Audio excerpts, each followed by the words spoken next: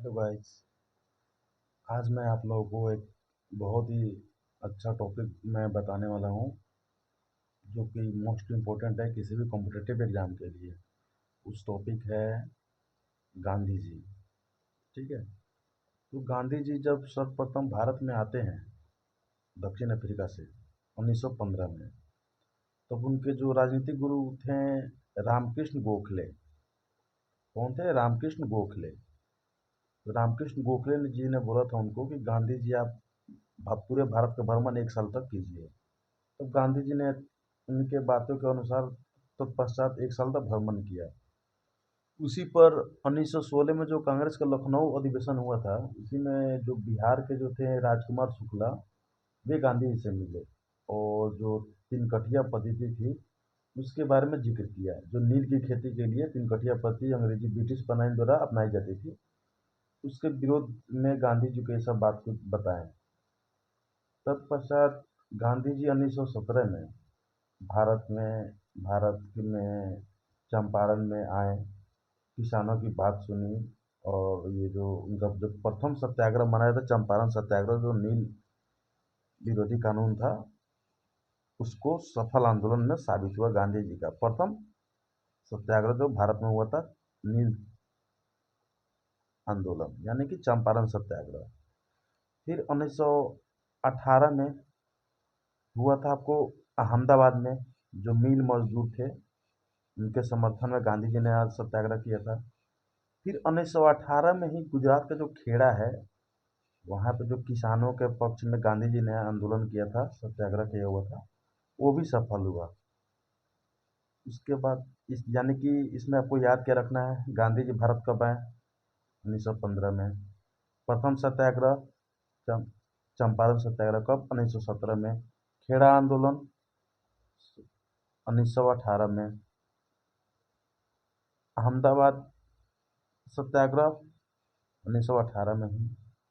जालियांवाला बाग 13 अप्रैल 1919 को general Dyer ने गोली चलाया हुआ था। जो पंजाब के जो अमृतसर है, वहाँ पर जालियांवाला बाग है, उसी में गोली चलाया था। 79 लोगों पर 1600 राउंड फायर किया था। और उसके बाद इसी के विरोध में गांधी जी ने बोला था कि अब हम असहयोग आंदोलन चलाएंगे। उसके पीछे के राजन एक और रीजन क्या था? 1914 से लेकर 18 तक प्रथम विश्व युद्ध हुआ था। तो प्रथम विश्व युद्ध में ब्रिटेन ये बोला था कि आप लोग हमारी मदद करें, हम लोग आपको इसके उपलक्ष्य में हम लोग आपको कुछ अच्छा देंगे। लेकिन जब विश्व युद्ध समाप्त हुआ 18 में, तब आया क्या? रोलेट एक्ट यानी काला कानून। इसको भारतीय इतिहास में काला कानून के नाम से जाना जाता है। इसके तहत नो सुनवाई, बिना सुनवाई केवल कार्रवाई, यानी बिना सुनवाई के कार्रवाई होगा। इसको कहते हैं रोलेट एक्ट। तो इसी के विरोध में सभी लोग, जितने भी नेता थे, सभी नेता को गिरफ्तार कर लिया गया। तो इसी के विरोध में जो जालियांवाला बाग में जो बहुत सारे सब लोग, बैसाखी का समय होता है 13 अप्रैल को, सब मनाने के लिए वहाँ पे एकत्रित हुए थे। तो जनरल डायर ने उन पर 69 लोगों पर गोलियां चलवा दिया था।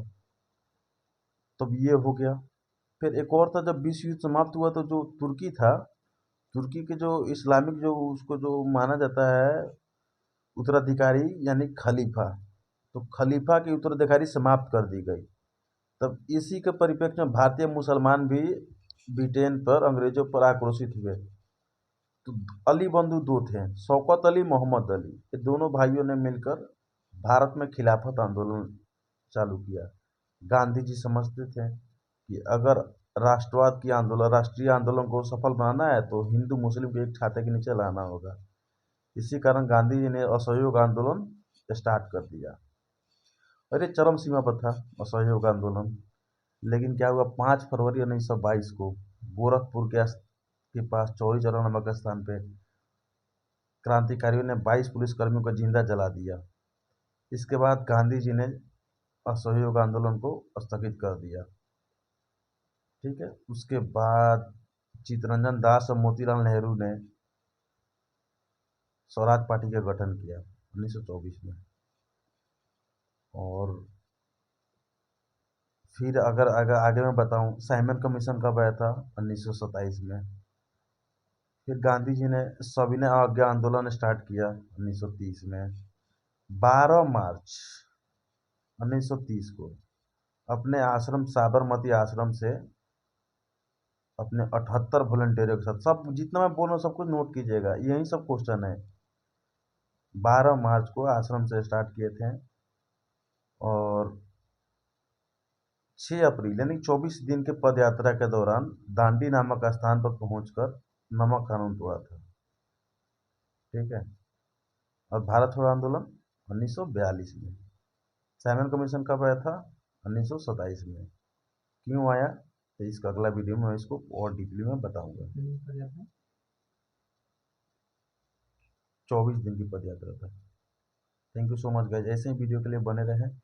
मैं बस ऐसे ही रोचक वीडियो बनाऊंगा, बस आप देखते रहें। अगर अच्छी लगे तो सब्सक्राइब करें। आगे जितने भी इम्पोर्टेंट क्वेश्चन होगी किसी भी कॉम्पिटिटिव एग्जाम के लिए, ये पर्याप्त होगी।